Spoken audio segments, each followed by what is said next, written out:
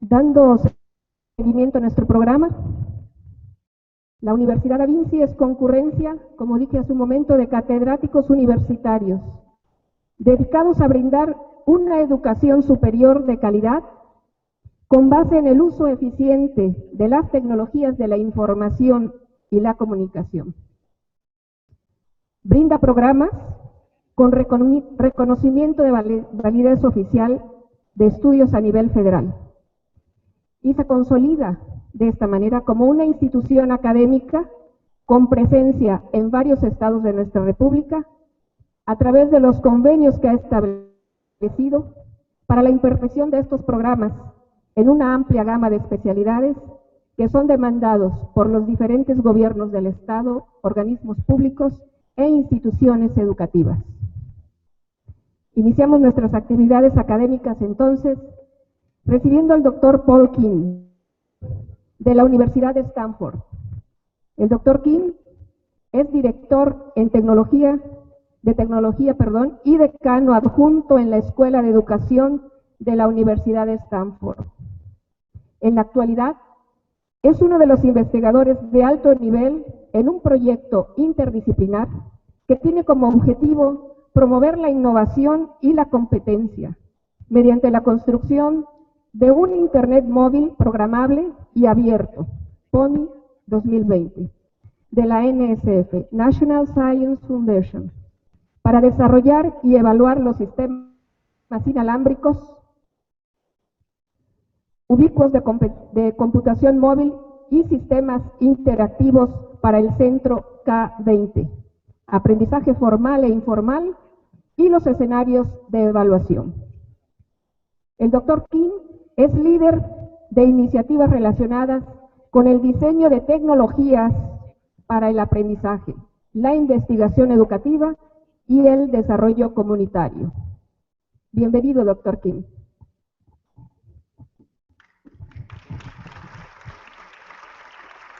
Good morning, everybody. We are very pleased to have you here, and it is my turn to introduce to all of you Dr. Paul King. He is going to be sharing with you his lecture that is MOOC, Massive Online Open Courses Through the Lens of Sustainability. So here we have Dr. King with you. Please welcome him with a very nice applause. Thank you very much, Dr. King. Here's your space. Un favor a nuestra audiencia, si tienen preguntas durante la plática del doctor, sean tan gentiles de escribirlas en un papel, levantan su mano y yo estaré recogiendo sus preguntas para el final de la plática. Muchas gracias. Very welcome. Buenos días. Gracias. Okay, I'm very excited to be here, and we're going to be setting up a notebook computer so I can see my own presentation. Otherwise, I cannot see what you're going to see. So I have to imagine. So they're going to set it up.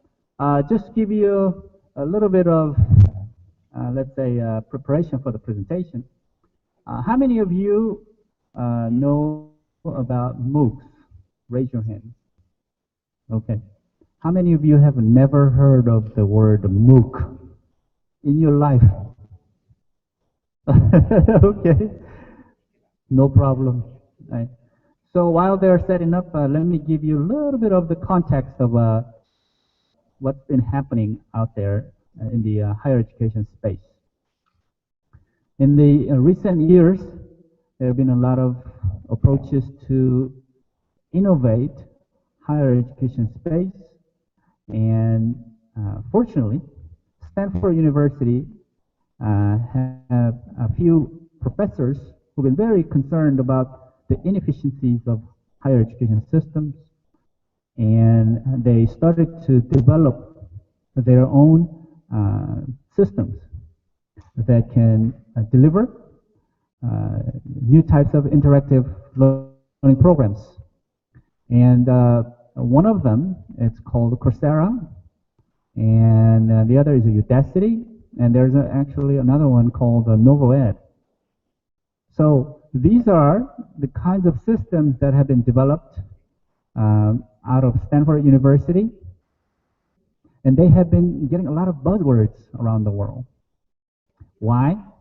Because some of the courses offered through the systems attracted not just 100 students, not just 1,000 students, but oftentimes 100,000 students and more in one single class. And what caused that is basically a shock wave in the higher education. How is it possible to gather that many students in one classroom and still deliver a high-quality lecture? That's been a question for a lot of people in the higher education space. Let me just check. Are we? Is there any way I can set up a notebook here so I can see my presentation? Or if not, I can just step down and I can come down and then talk. Yeah, that's easier. No, I'll just talk here. And, oh, I need to get the clicker over there. Yes. All right.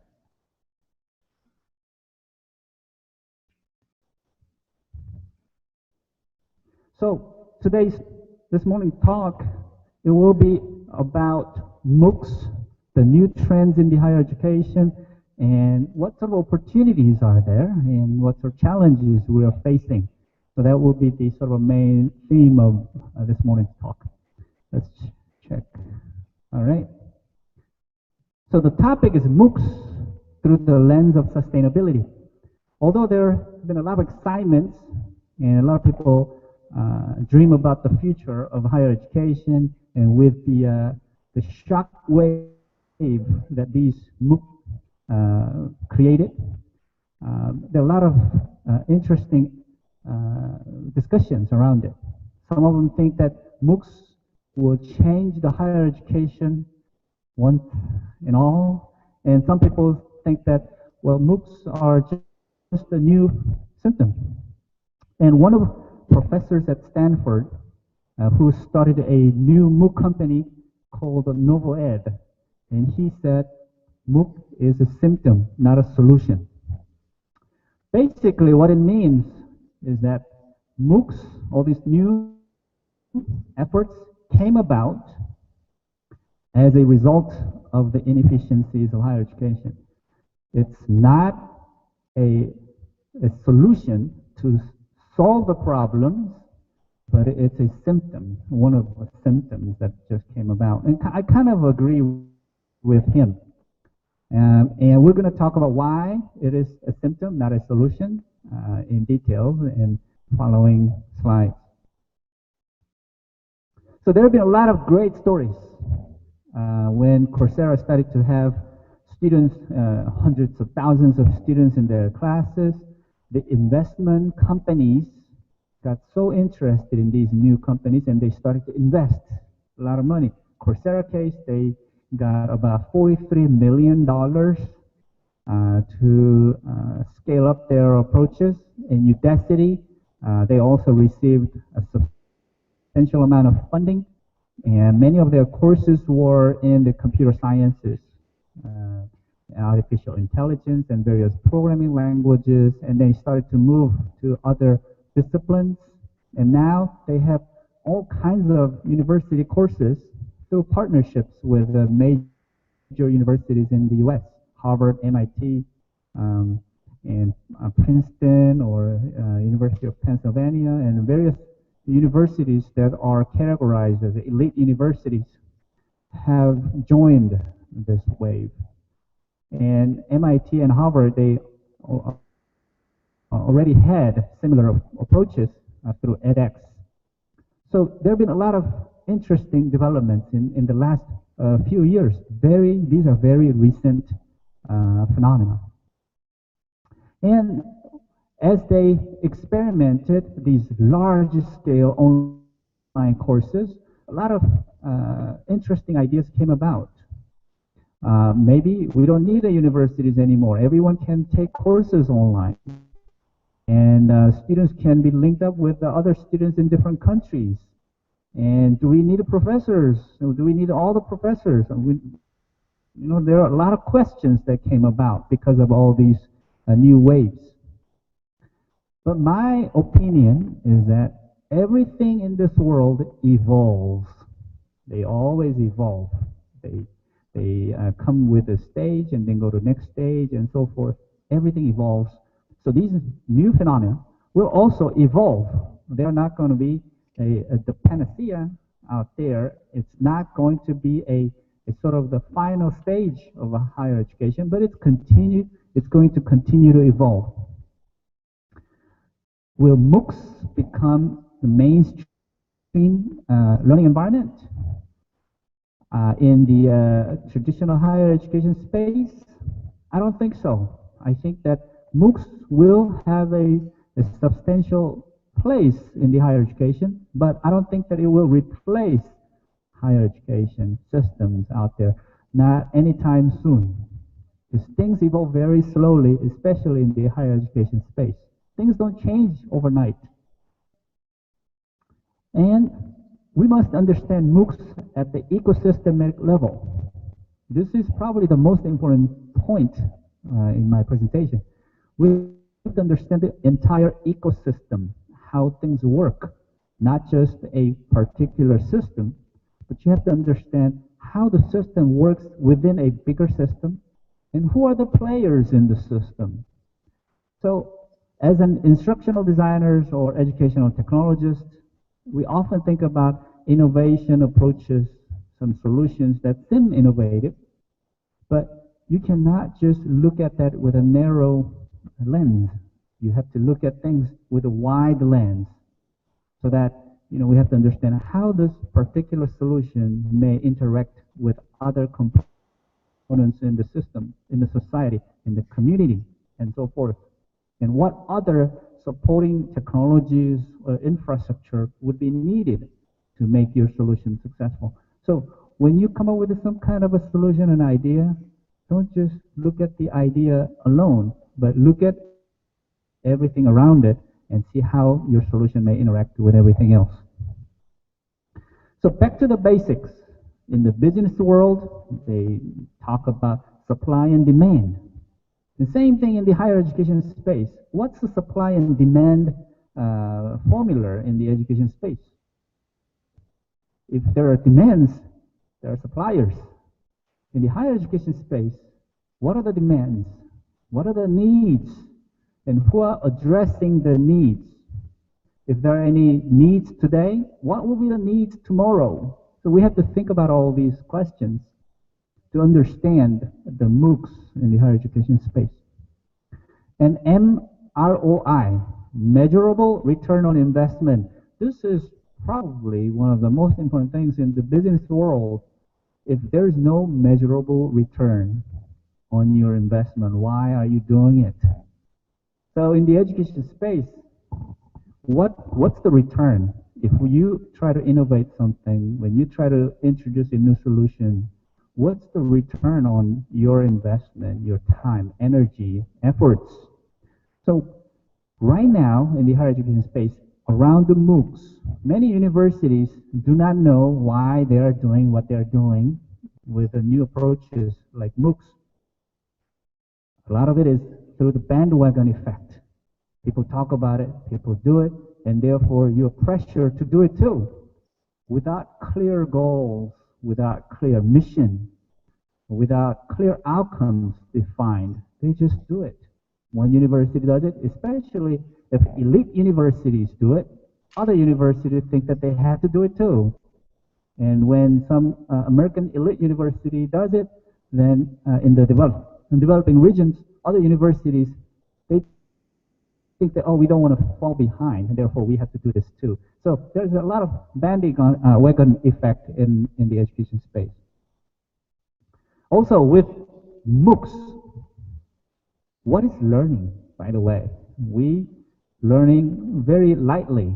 I think that when we talk about learning, we think that, oh, it's about listening, watching, reading. That's pretty much the definition of learning. That people think that way. But we're living in the 21st century. The world is different. And reading and writing and watching, that may not be the only kind of learning that can happen in the 21st century. So we have to think about what other new ways of learning would be possible. So overall, in my opinion, the MOOC shockwave that's out there in the higher education space, it's not sustainable. That's the point. It's not going to continue in its current form, and it has to evolve if it needs to scale up. And how do we move to MOOC 2.0? What's the next stage? That's something Terry will talk about tomorrow. So I wouldn't go too much in details about MOOC 2.0, but I will have Terry handle that. So let's talk about what MOOCs have done. MOOCs such as Coursera, Udacity, edX finally legitimized online education as an integral part of the future of higher education. What it means. Up until very recent time, online education was considered as substandard, or it was something not important. It was something for only the technology geeks would do. But because of this shockwave, it changed the perception of the educators overnight. Basically, now they believe that online education is really important, and it is going to be a critical part of a future education. So thanks to these companies that have provided and experimented with the MOOCs, online education is here to stay, and it's only going to get bigger and more important in the years to come. So I think that the result of the MOOCs in a most positive manner is that legitimizing the online education in the higher education, and that is the most important positive effect that came about. However, there have been a lot of other outcomes from the MOOCs wave, and people started to think that the MOOC, it could be a disaster. What it means is that some of the courses offered by Coursera and big MOOC providers, the professors got confused when they were faced with hundreds of thousands of students in one single class. They started to receive so many emails and then questions from students from around the world, and they were just bombarded, and they weren't able to handle the workload that's needed. Because for traditional the classroom setting, the professors would walk in and talk for an hour and leave, and come back next week and talk for an hour and leave. Things like that. It's not, obviously you have to plan a lot before you come to your classroom. But in the online world, you need to prepare way more, and prepare the materials, prepare the assessment, and all these things way in advance. And when you are interacting with many, many students from around the world, and you never really see them face to face, there's a lot of communication that goes on in your classroom. And some of the naive professors who offered the MOOC courses, and they were just bombarded with so much workload and the burden, and then questions from students. So many of them quit in the middle of the course. They just walked away. They said, well, this is not what I envisioned. I thought that everything will be smooth and easy, and it will be easier to teach online. So they were happy in the beginning. Wow, I'm so excited because I have 100,000 students in my class, and they were so excited. But once they started to get questions and inquiries from your students from around the world, and some of them just say, well, I'm not going to do this because it's ruining my life, they just walked away. So that created a bad precedent. And there were multiple people who were in that mess. So there were a lot of negative sort of outcomes that came out of MOOC wave as well. And this is another one. Professor leaves MOOC in the middle of the course. And so they just start to leave because they couldn't handle. And there was a star professor, a professor who was considered to be a star in the MOOC space, and he quit too. I can't do this. I think his rationale was not because of the overwhelming workload, but it was more of the teaching model. He didn't like the teaching model that he was sort of forced to practice in his classroom. So, and then the environment was limited for him, so he didn't like it. So he quit, and that was sort of a big flash news as well. In the meanwhile, there are many organizations that are thinking that maybe we can play a part in this whole new ecosystem. So companies, private companies, they came about and say, we can do the MOOCs better. We can deliver online education in a much more efficient and effective way. And they just came to this space and they say, well, choose a course, it will be free, always free, and always online. What a wonderful message if the high quality education could be free, always. Well, what an amazing thing. But I'm not sure if they will be able to sustain such service. And other companies also came about and they said, our online program is the world's cheapest program. You don't have to go anywhere. Come to our program. It's almost free. Maybe it's 10 pesos, per course. And you can finish your bachelor's degree in 2 years, 3 years. A lot of claims were made, but I'm not sure if they will be able to sustain their model. And many more. There are so many nowadays. There are hundreds of, if not thousands, of these new organizations forming and offering online education, and they claim that it will be free for all. There's so many of them out there. And then there are interesting organizations that came about. They said, well, there's so many choices for you, so what we will do is it will make it easy by searching the best online education for you. So you come in here and you type how much you can spend, what programs you're interested in, and it will do all the searches for you. So it's like Expedia. Have you used Expedia? You go type in your destination, when, and it will find the best flights for you, right? Same thing. So these organizations are formed, and they're very recent companies. They just came into the space, and they're saying, we will do all that search for you. And here's another example, Global. This is more global university. They're saying that, well, not only we find the best courses for you, not only we find best programs for you at the best price, we're going to combine multiple programs for you. So what they're saying is that you take a few courses in Mexico City, in the summer next year you take some courses in London, and in the fall you take some courses in Rome. You can mix them all together, so you could be traveling around the world and finish your degree. What a dream university. I'm not sure if they can sustain their model, but they're saying that that is the future. I think it sounds good. I kind of like it.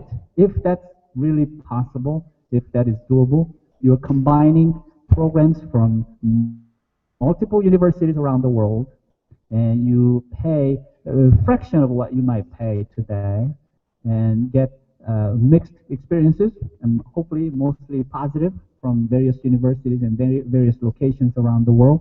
That's the kind of model that these companies are experimenting. As you can see, there are a lot of experimental approaches. At the same time, some people say, I don't need organization. I can do it myself. This lady, Michelle Fan, she started to just put videos on YouTube, how to do better makeups. She's a makeup, she was not anybody. She was not professional makeup artist or anything, but she just liked to share her secrets about how to do better makeups.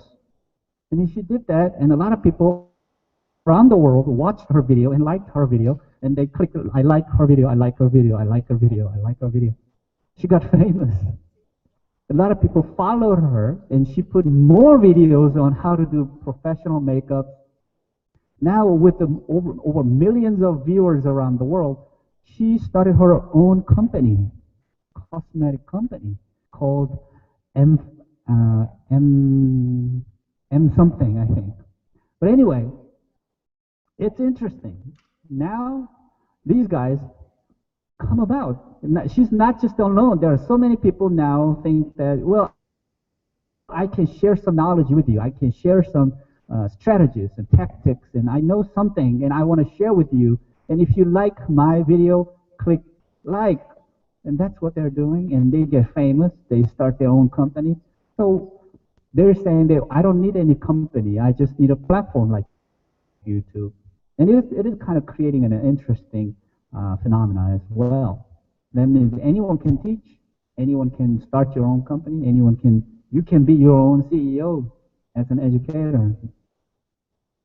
And there's a company, Udemy.com, came about and said, well, I like you guys who like to be self-promoted educators, and I like to help you with a better platform. So in this platform, you could go in and work with Udemy and put together your courses, and they do all the financials for you in the background. So you don't have to worry about how to charge your students, how to collect tuition from your students, and so forth. They do all that work for you, and they split the tuition revenue with you. Their mission is to unlock the inner teaching desire that everyone has. A lot of people want to teach something. A lot of people want to share their knowledge. And this company wants to make it possible for people around the world. So, very interesting organization.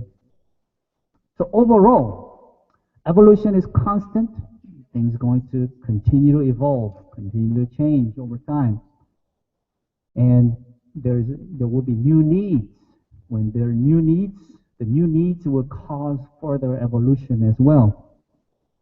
And technology, we somewhat like technology. Technology makes evolution possible, and technology can even accelerate such evolution.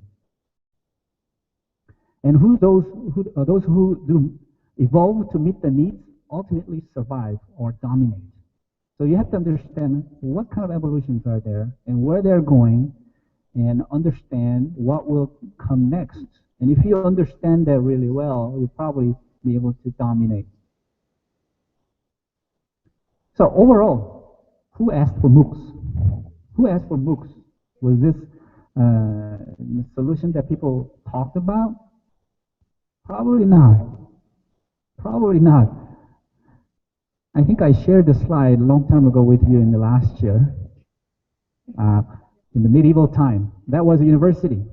That was a university in the medieval time where there was someone very knowledgeable, someone very intelligent, wise, share his ideas with others, and others would come in, and then they share their ideas, and they document some of them. But the difference between that and today is that back then, only privileged people were able to do it. Only privileged people were allowed to be in such classrooms, to engage in such interactions. And then, a little advanced, maybe early 20th century, the privileged group sort of got expanded.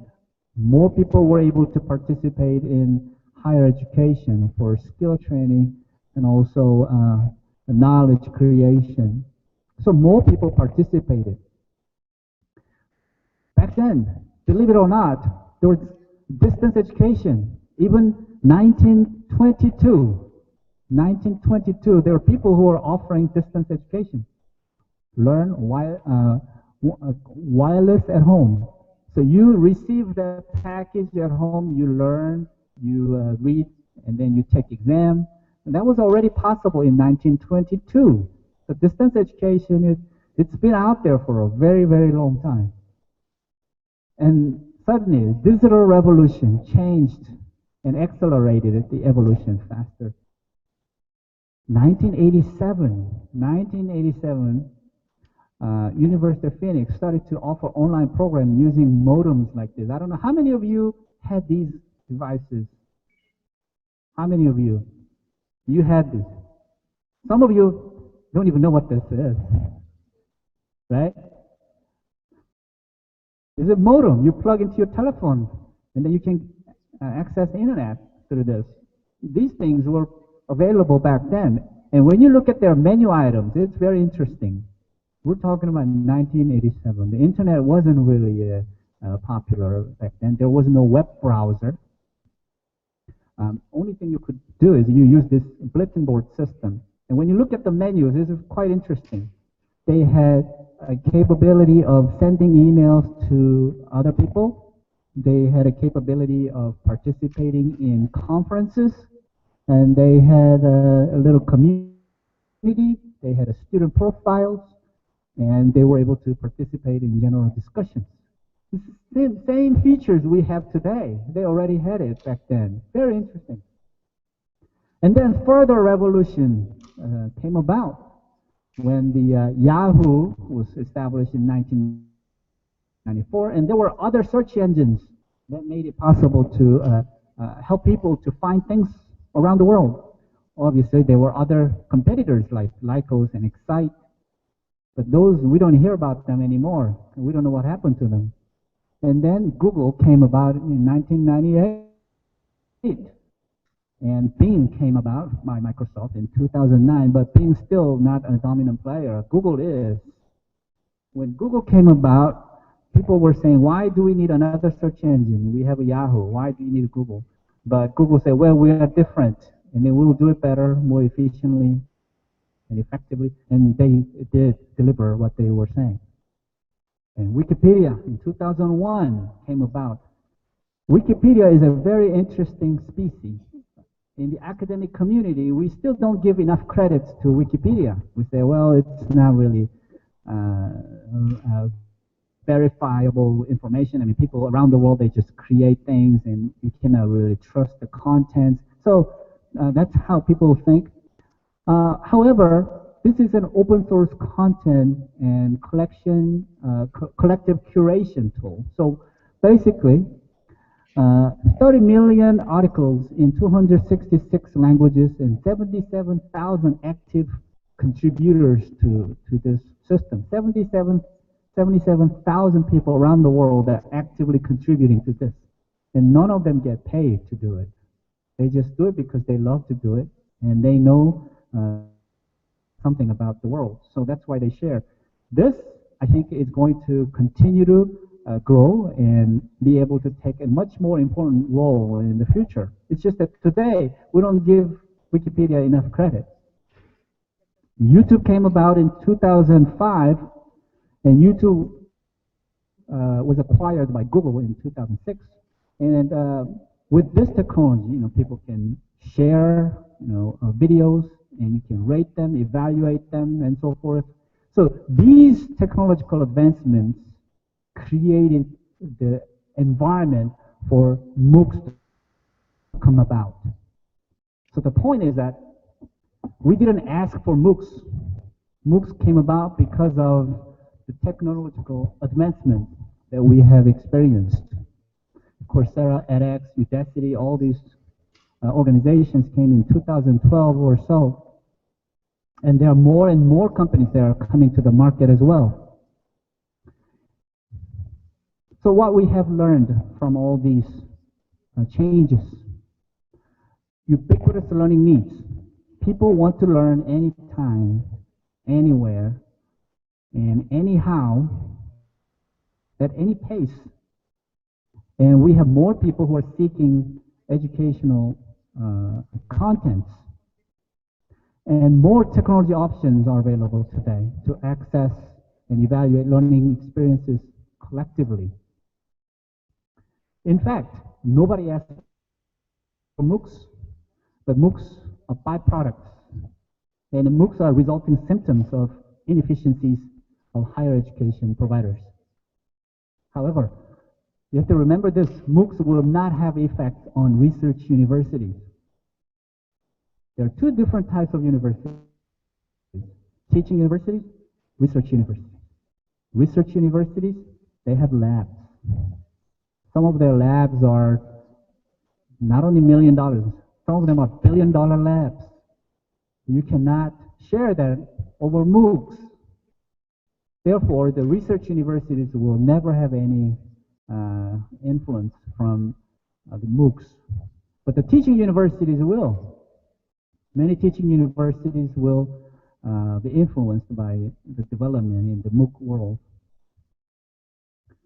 So the MOOCs create a whole new learning environment that combines major positive characteristics from the technology and education sphere. However, what's common?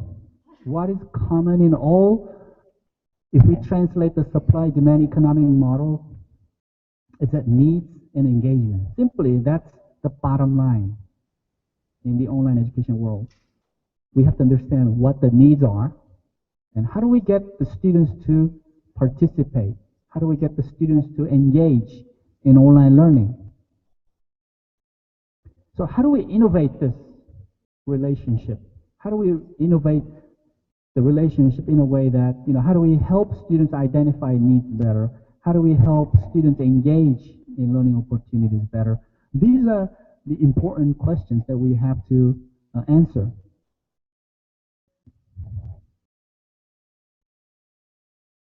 And we thought that MOOCs may be somewhat innovative, but people started to think that, well, MOOCs are not as disruptive as we thought.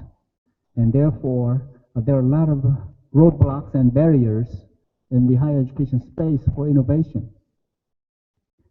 As someone who has taught a MOOC myself, I kind of learned some lessons by teaching a MOOC. MOOC, as we know, that it stands for Massive Open Online Course.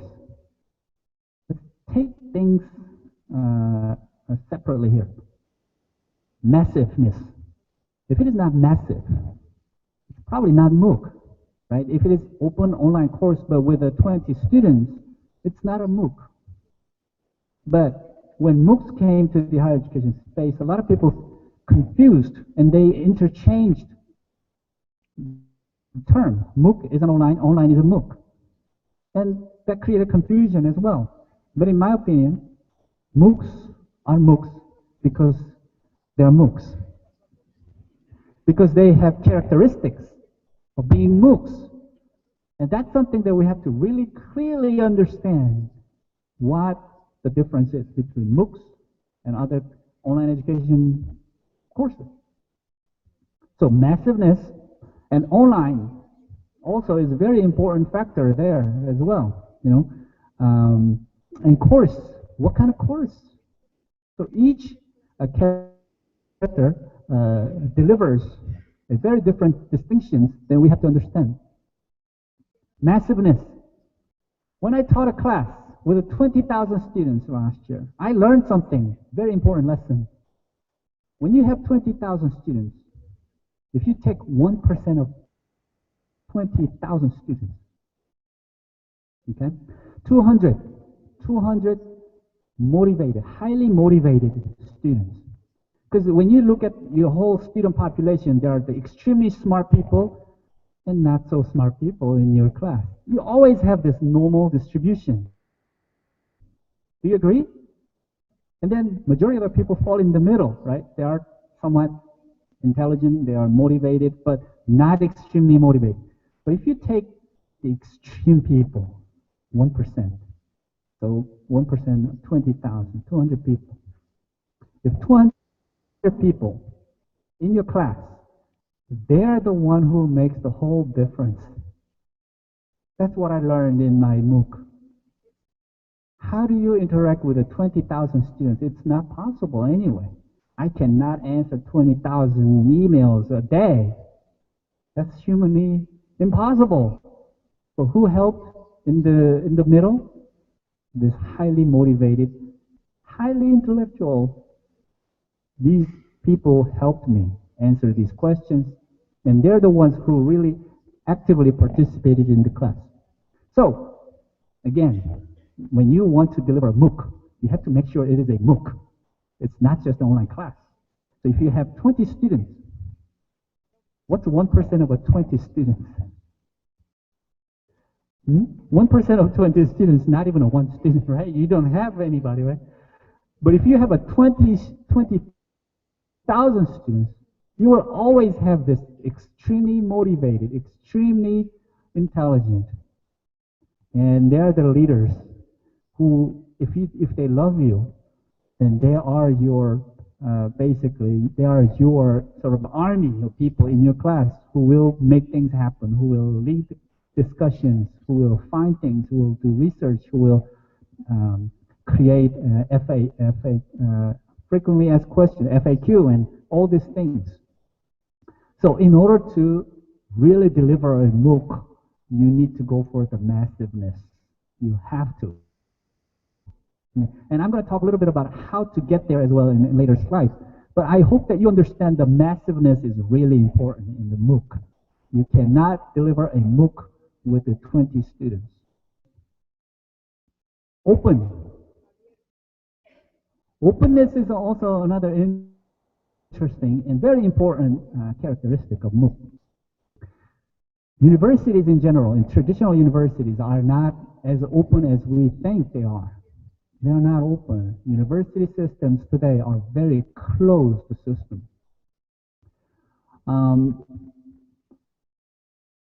Other concerns because of their closeness in the traditional university settings. A lot of university administrators are concerned about the possibility of diluting their brand names and elite status. Because if anyone from around the world starts to take courses at Harvard, MIT, they may think that, oh, it wasn't that hard. It wasn't that challenging. And they may have a wrong perception about their university. And then when it becomes totally open, and then students from any place can join in the classroom discussions, then they find out everything about the universities. So when universities become open, then there is a danger of not only diluting the academic rigor, but also diminishing your brand in the education space. So that is a concern. And those people who are creating and offering MOOC courses today, they're mostly champions. They are not ordinary professors in your college, because ordinary professors in colleges are so busy. They have no time, and they don't have to do anything different. They have been teaching for the 100 years, and they will continue to teach the same way for the next 100 years, unless they are threatened or challenged or incentivized. And none of these come to ordinary professors in traditional universities. Therefore, they don't have to do a MOOC. And creating a MOOC takes a lot of effort and time and energy. It's not about just recording a video and putting it online. That is not a MOOC. And some ordinary professors would think that, well, I can do a MOOC because my friend did it. Let's just record my lecture and put it on online and I see what happens. Nothing really happens if you do that. You have to prepare, you have to strategize. There's so many things you have to do to make your MOOC successful. So oftentimes, ordinary professors would underestimate the level of a burden that they will have when they create a MOOC. Also, MOOCs tilt the balance between faculty and university. This is another interesting concept. When a faculty member becomes so famous, they are well recognized around the world, and people remember him or her, but people don't remember which university they belong to. And if that happens, what's the role of a university? And what's the role or the brand of university? It's the person, not the university. So again, it creates an interesting dynamics in the higher education space if MOOCs continue to become a dominant player. So overall, traditional universities are not set up to scale up and sustain MOOCs because of all these closeness, the bureaucracy, and the burden on the production, etc. And there's a last point. On-campus students do not like MOOCs oftentimes. Why do you think that is the case? Because the students who come to class, face-to-face meetings, and they pay a lot of money to come to class, but when they see the university offering free courses to people around the world, they feel left out. Why are they offering courses for free? I'm paying a lot of money to come here. I did a lot of work to make to this classroom. So there's some sentiments coming from the students as well. So these are the sort of the phenomena out there. And then there are organizations that are becoming to be very concerned about the intellectual property. When a professor creates a MOOC, who owns that MOOC? Is it the property of the professor, or is it the property of the university? It can get very blurry as well. Professors can publish books freely, and it's their book. But when they publish a MOOC, there are a lot of questions that will come along. Online. That's one of the important aspects of MOOC. MOOCs and online education are not interchangeable, as I explained to you earlier, and we should distinguish them clearly. And then if online videos and reading materials and discussion boards are the only main features of MOOC, then probably it's not going to be successful. And reading, watching, if they are the only activities in the MOOC, then probably it's not going to be successful. What I have learned from my own MOOC is that you need to create a sense of community. Students need to feel that they belong to a community while they're learning. They need to be able to ask each other questions. They need to be able to discuss. They need to be able to help each other. And that sense of community keeps the students in classroom. We see today there are many online programs that does not provide the sense of community, where students don't think that, oh, do I belong to a community? It's just a videos and lecture materials, and that's all I'm doing. Then students do not want to continue to engage actively because they don't feel that they belong to a society with people who are having the similar goals and similar backgrounds and interests. So it is very important to create the sense of a community in a MOOC. And then students oftentimes want to achieve their common goals by collaboration. And you need to provide such opportunities. That's something that you could do as a professors. Create some activities that require students to collaborate and achieve common goals. And that's something that the professors will have to look.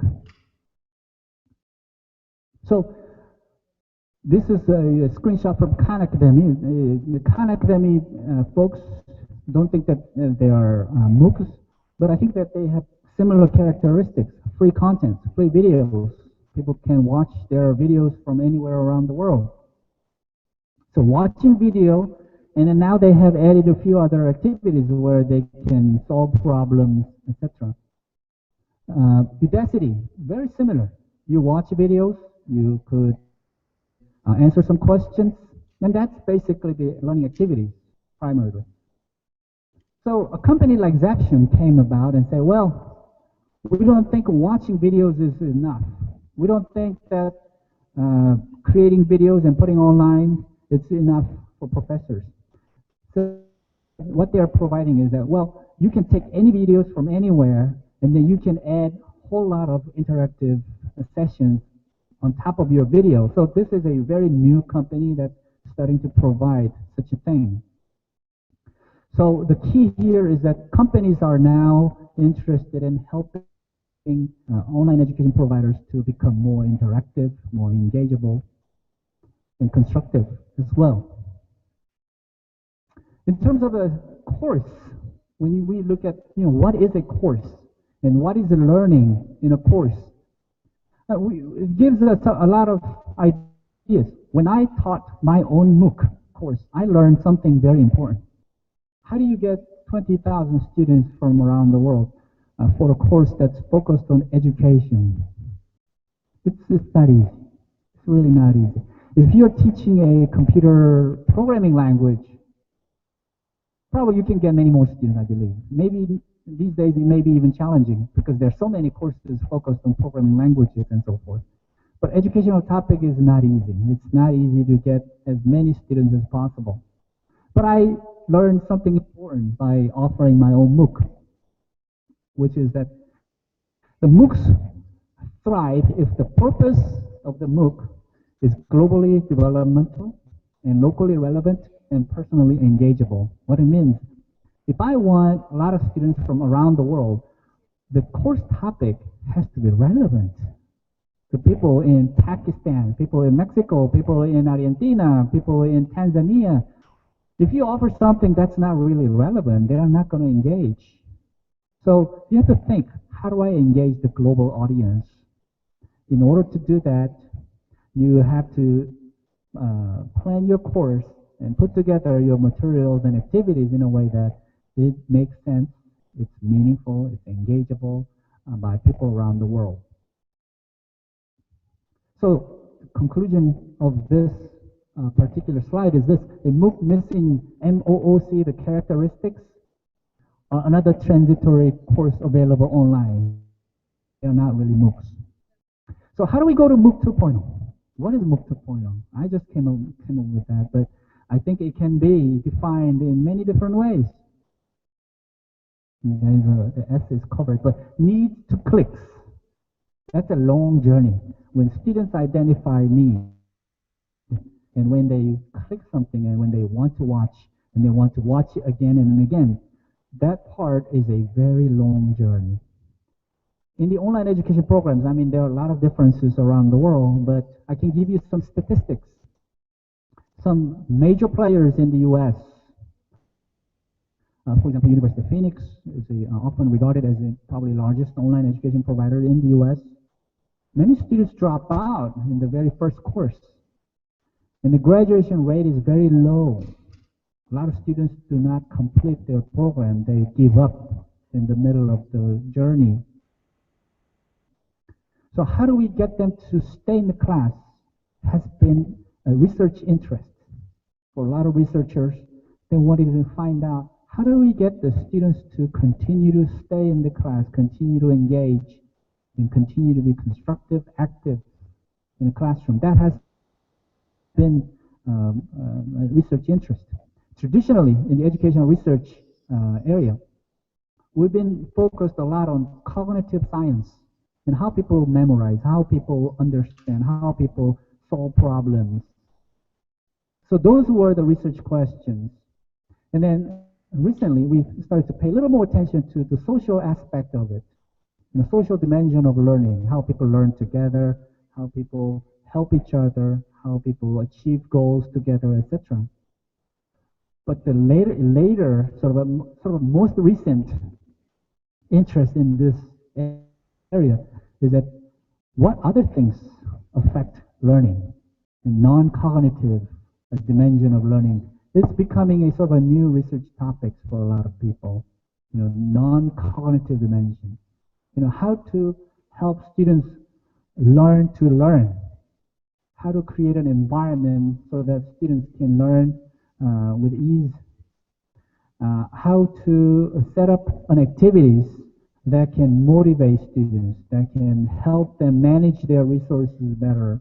You know, how do you do that? That has been sort of a new focus in the education research. So there are companies out there that are experimenting a lot of these. A company like this, UBoost, what they're claiming is that we will help students motivated. We will help them stay in classrooms, and we'll create all kinds of activities that incentivize their best practices in classrooms. So that's kind of a new phenomenon in the online education space, and I'm predicting that there will be a lot more service providers such as UBoost coming to the market. So people ask me, so what are you doing then? When you talk about all these things, so what are you doing about it? My my approach is that, some people think that students must be taught and things need to be explained by teachers. I don't like that statement at all. I don't think that things need to be explained all the time. I don't think that students need to be taught. I think the learning takes place at best if the learners are engaged in their own learning and if they see the value of learning. If the learning is driven by the learners, I think the learning takes place the best. So I am trying to cause a paradigm shift. We don't need to explain everything. We don't need to create videos explaining everything, and that's not the best way of teaching. And I have a problem with the word teaching as well. Do we need to teach all the time? Is that the role of teachers? And I think that we have to redefine what teaching means. And I'd like to reach the unreachable. So one of the original philosophies of MOOC providers was that they want to reach out to the people who cannot access quality education, therefore they started the MOOC movement. But I don't think they're really achieving the goal. Because today, if you need to access Coursera, Udacity, you need to have internet access. There are more than 1 billion people out there who will never see the conventional internet access you have. What about them? So I like to reach those people who are not reachable, and that's one of the projects that I'm concerned about. And then sustainability issue. How do we sustain your efforts, your projects, and then get the students to be interested in your course? I think that you have to spread the passion virus. You need to help students to become passionate about what you're offering and the activities that you're offering. So that's why I've been doing this. I think that I shared a little bit about this last year, mobile learning. These kids, they are niños migrantes indígenas. And this is Baja California. They don't have a school. You can drive there and you will see that they don't have a school and they don't have a book to read. This is happening, and it is still the problem we face today. What's their future? Indian village. They have a school, but it's not really a school because the teacher doesn't come. They don't have a books, and they walk hours and hours to get to this place. So I've been developing games, educational games for these kids, and then places where there's no electricity. I had to borrow a battery to create an instant mobile learning environment. So I influenced company to develop this mobile learning network system. This is basically a small, tiny box that serves as your learning management system. This is your Wi-Fi, this is your router, server, storage, everything in one box. So I've been distributing this to places where there's no electricity, no internet. And I created various types of mobile learning activities. And this project is called SMILE, Stanford Mobile Inquiry-Based Learning Environment, where students are making questions by themselves. They are taking pictures of things, taking pictures of their textbooks, surroundings, and go out to the field and take pictures of bugs, animals, and plants, and they make questions, science inquiries. That's how they learn. In Africa, I deployed this project in few countries where they don't have books, they cannot afford to buy books. The affordability is one issue, but the teaching model is also another issue. Teachers don't come to school to teach. They pretend they come, but they don't really spend time in the classroom. They may come in the morning and they leave. But they wanted to learn English desperately. They wanted to learn English, but they didn't have an English curriculum. And the teachers didn't speak English. So how could they learn English? So they needed content.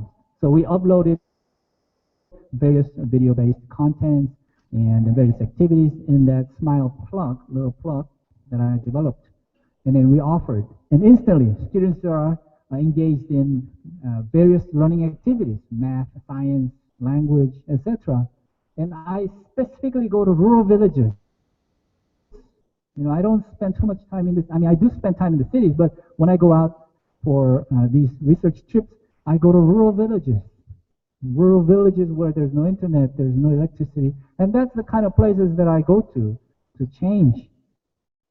And when I was in Argentina, this is Cordova, the province, students said, well, do we have to learn only things that are on the textbook? So I asked them, so what do you want to learn? And the students said, we like to learn about our common issues. So, okay, why don't you create some questions about your common issues? And these are the kind of questions they came up with. They said, we have a homeless problem in our community, so I'm going to pretend as a homeless and take a picture, and we're going to discuss this issue. And then they also said, we have a depression problem in our community, so I'm going to pretend that I'm depressed, and we're going to take picture, video, we're going to interview, and we're going to learn about depression. And other kids say, we have a school bully problem. Students are always arguing, fighting, and there is no respect in our community. They say, these are the topics that we want to learn more in schools. They said, well, math and English and science, they're all important, but we need to cover these areas as well, and the school curriculum does not cover these areas. In Jordan, in Tanzania, where students are creating questions, math questions and science questions, one of the things that I've learned from all these activities is that when students are driving learning, the teachers lose authority. That problem I didn't think until I realized. What I mean by that is when students are coming up with the questions that are not on the textbooks, they are combining different questions from various subjects. Professors or teachers cannot answer some of the questions because the questions are so innovative. And you just let the students create questions in a free way. They just wanted to create many different kinds of questions. And the professors had a hard time answering those questions. And the teachers, especially, didn't like that at all because they lose the authority. They are the wisest men in the community. And when students come with a question that teachers cannot solve, teachers lose the authority as a teacher. It's a cultural issue, I know. But that's something that I realized, that teachers do not want to lose the authority. A person like me, I have no authority whatsoever. I'm a student. I'm a learner. I always try to tell students that I'm with you. I don't know all these things, so let's find out together. That's been my attitude. Maybe that's why I don't get enough respect. But I like that way. I admit I don't know all the answers. But with the students, I think that we can work together to find answers. That's my approach. And the Smile Plug has been adopted by medical school at Stanford and medical college in Zimbabwe, in Africa. Now what they are doing is they are exchanging questions between these two universities. So how do we know if Zimbabwe, Africa, there's students who are creating questions there. How do we know if they are using the systems properly? How do we know if they are learning something? We know because now we are connected. So we can see their questions on a daily basis from my office. And then we can comment on their questions. If the question quality is not so good, then we know that they are not learning. If the question quality improves over time, then we know they're learning. So that's a system that we have developed. It's a very different kind of a learning approach. And because of this sort of a different pedagogy we have, this system has been adopted by universities, kindergarten, elementary school, medical school, graduate school, in any subjects around the world. So we have about 23,000 students who are experiencing the SMILE learning activity today. And I came up with other mobile learning systems like ROSE, Remotely Operated Science Experiment. That's what ROSE stands for. Students in the developing region never have access to science labs. So that's why I want to give them real science experiment lab through mobile. This is not flash simulation. Students access this real time, and then they learn using their mobile devices. Things like that. Those are the kinds of things that I'm working on. And this is a screenshot of optics lab. Students are learning about optics physics. And then this MOOC course that I delivered last year, I'd like to share some of the characteristics that I talked about earlier. Like students are translating the contents into multiple languages, and I didn't ask them to do that, but they volunteered to translate the contents into multiple languages, Spanish, Arabic, Hindi. And then students came up with low bandwidth version of the videos all by themselves. I didn't ask them to do it. I didn't ask them, can you help me do this? No, I didn't ask them. They volunteered. And they came up with their own dictionary for my class. And then they nominated each other for doing great things for the class. And students came up with various education projects their own. They came up with projects like these, where they're teaching the African kids how to speak English. Or they came up with a school without classrooms, or some innovative approaches to education, and school on wheels for the 21st century. All these projects came about by students. And then this student from China who took my class, I never met her, but she said this: I attended this Stanford open course, Designing a New Learning Environment, and I decided to devote myself in solving underserved education problems. She inspires me because she just took my class and she's deciding her life. She's dedicating her life to solve the problems in the underserved communities. And students like them. I had many, many students like them. I received thousands of thank you letters from students around the world. And I was so happy to receive such many letters indicating that I was inspired, and now I have a new passion to change the world. I mean, these are really good inspiration for me as well. Some of the Oxford University students took my class last year, and then they talked to their professors, and they invited me to come to Oxford University. So I went to Oxford University, and I gave a talk. And when I gave a talk at Oxford University, some of the Oxford students said, I want to do that too. So they went to India and they started to implement this SMILE mobile learning program in Delhi, in underserved communities. So one thing leads to another. Always. There's no ending. One thing leads to another and another and another. And some of the students who took the classes started their own NGOs and say, we're going to go to the poorest of the poorest places and teach them science and engineering and technology. So some of the students went to some of the rural areas and they took some broken computers to teach them how to take a computer apart and what's in the computer and what is the motor, what are the components in the computer, etc.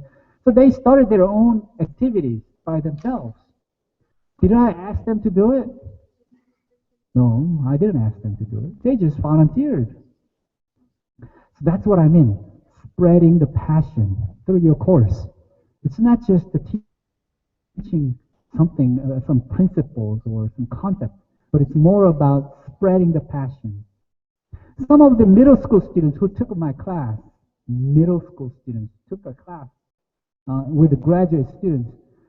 And the student said, although I'm only a middle school student, I hope that my team and I will create a new learning environment that could change the course of other children's life.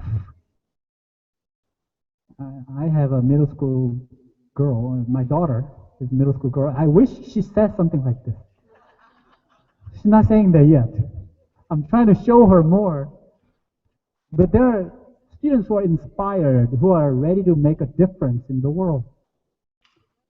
So, the millennial students, the new generation students, they don't want to just take a course. They don't want to just learn principles, but they want to go out and make a difference. Money is not the most important thing.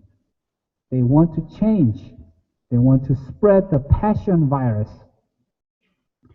So what I learned is that students want to learn to change together. Students want to learn to change together. And then student wants to be recognized. How many of you know Paulo Freire, educational philosopher? I think that there's a lot of things that he will appreciate about what we are doing today because of what he says. Is that the learning, a recurring passage through a cyclical process of experiential learning. And he said, reflection and action upon the world in order to transform it. He had the vision that through this recursive, recurring action, recurring passage, and cyclical action, and then that lead to transforming the world. I agree. Change is hard. Changing is really hard. You change something, you're a hero, but it's very hard to be a hero. You approach whatever you do as innovative things. It may look strange and awkward from other people's view. They may come and say, "What are you doing?" And I get that a lot. I get a lot of blames. I get a lot of arrows on my back. Are you crazy? Why are you doing it? I get that a lot. I get that a lot. Sometimes I am doubting about myself. I have questions about myself. Am I doing it right? Is this the right thing to do? Am I in the right direction? Or I'm just a troublemaker? I don't know. Sometimes I doubt about it. And it's a long journey. Nothing is short. Nothing is instant. There's no instant gratification. Everything takes so long. And most of all, you get recognized only if you succeed. You get recognized only if you succeed. If you don't succeed, nobody knows what you did. Nobody will ever know what you did. So I'd like to share a video. I don't know if you know Dick Frosby. You remember the guy, Dick Frosby? He came to Mexico City. He changed something drastically different. And when you watch this video, you will know what I mean by that.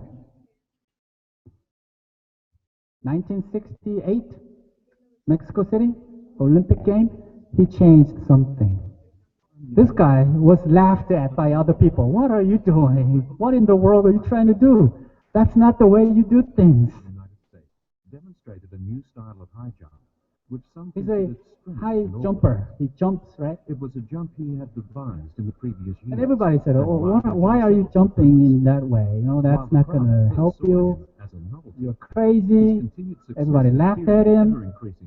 Are you really sure you're going to do this in your way? When everybody's doing other ways.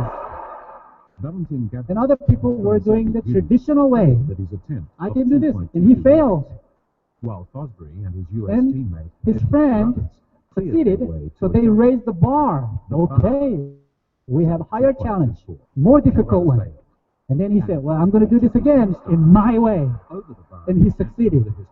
And everybody got up, clapped for him. Within a few years, the Fosbury If he failed, a a lot of people would laugh at him and say, "Well, he's a crazy guy." But he succeeded because he was different. Back to the PowerPoint presentation. So you should feel sometimes when you try to do something new, when you try to make a difference in this world, people may laugh at you. People may have doubts about you. And sometimes you may doubt about yourself as well. But remember Dick Frosby. Although a lot of people laughed at him, he did it his way, and he succeeded. Now, everybody who jumps his way now. Everybody jumps his way. So what can we do as an educator? We are all educators, and we are all learners at the same time. We learn, we educate each other all the time. I'd like to show you this beautiful art piece at a museum. This art piece is a very interesting art piece because it's broken glasses. It's broken glasses on the floor, and he's reflecting the light to the wall to create this artistic image. And I found this piece very interesting and gave me some ideas. We may be broken mirrors. We're broken. We're not powerful. We're not perfect. We're broken mirrors. but we can reflect the light. We can still reflect the light, and we can be beautiful when we do it.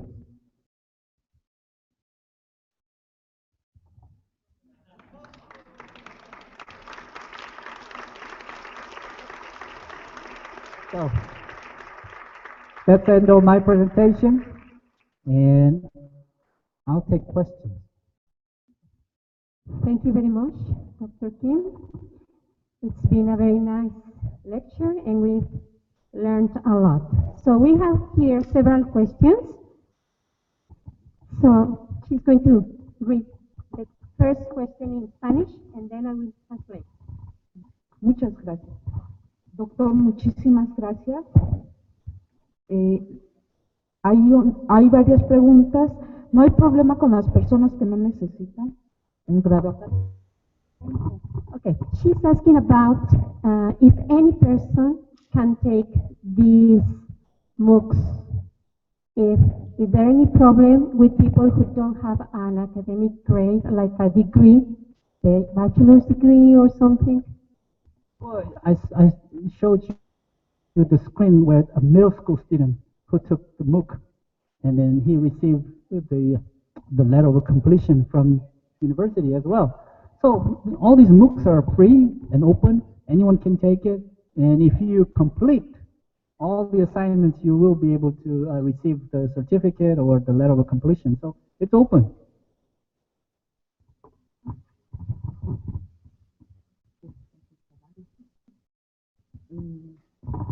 What if students take more than a course, several courses? Why would they take multiple courses? Several MOOCs courses, like do they get different completion letters, or? Yeah, I think people have different needs, different goals, different desires. It's hard to tell on their behalf, but I see a lot of students who are taking various courses for personal development, or they want the recognition so that they can use it in their resume. These days I use a LinkedIn, right? I use LinkedIn a lot, and I have so many people who want to link with me, and they want my endorsement. They say, Paul, can you endorse me for this particular skill? And then what did you do? Oh, I took the course and I succeeded. Okay, well, then I endorse you for e-learning or instructional design or something. And they say, well, your endorsement means something because I can tell my employer that some expert endorsed me. And they do that. So they like to collect a lot of endorsements for their skill sets and knowledge. And I think that it's a very natural thing. And then there will be a lot more people who are using such endorsements and those extra skill sets as advantage for their career. How are we doing on time?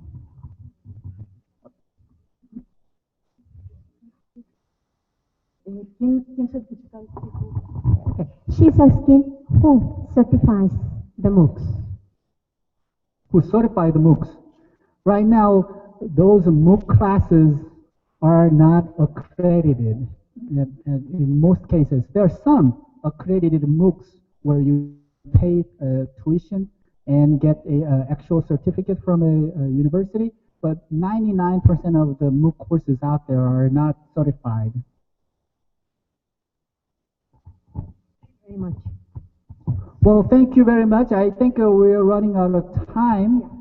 Therefore, I'll be around.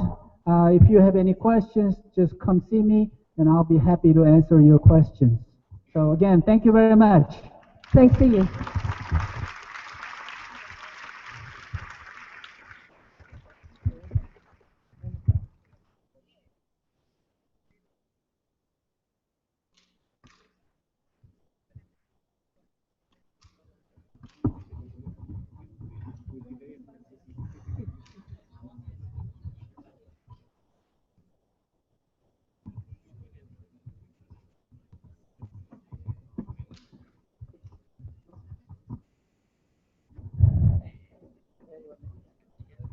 Agradeceré a los presentes poner atención, por favor, a las indicaciones generales de interés que daré. Después de un descanso de 10 minutos, estamos ofreciéndoles escuchar a nuestros siguientes expositores. la doctora Patricia Rayón, con la conferencia Minería de Datos en la Nube, a impartirse en el salón adjunto que está localizado a mi izquierda, derecha de ustedes. ¿Sí lo ubican? En el salón de este lado. Y al doctor Pedro Cookson, con la conferencia Educación a Distancia, puntos de vista alternativos desde la trinchera. Esta conferencia se impartirá en el salón adjunto que está a mi derecha, izquierda de ustedes, en este lado. Muchas gracias. Solicitamos atentamente la puntualidad debido al tiempo que ya estamos un poquito en desfase. Gracias a todos.